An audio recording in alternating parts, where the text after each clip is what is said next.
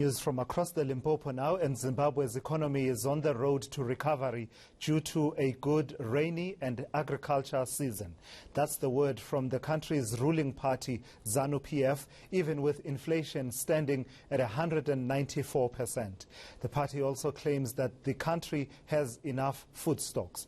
But the main opposition, the MDC Alliance, says the situation is the opposite and it's getting worse day by day. Here's ENCA's correspondent in that country, Pindai Dube, with that story.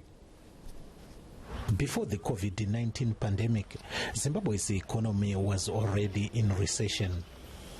But hopes are pinned on this good agricultural season after 2 years of devastating droughts. The country's cabinet says this year's harvest is expected to yield 2.8 million tons of maize to help strengthen the troubled economy.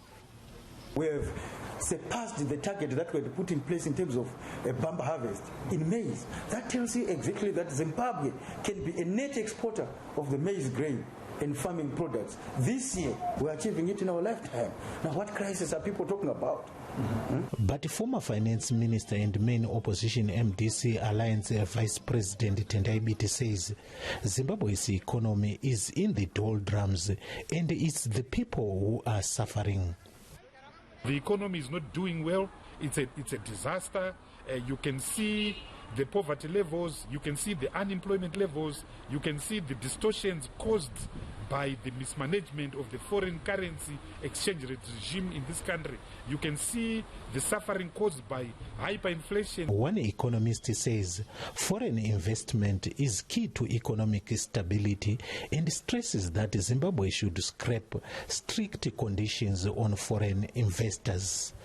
Regulation after regulation is preventing the investors from taking this country seriously.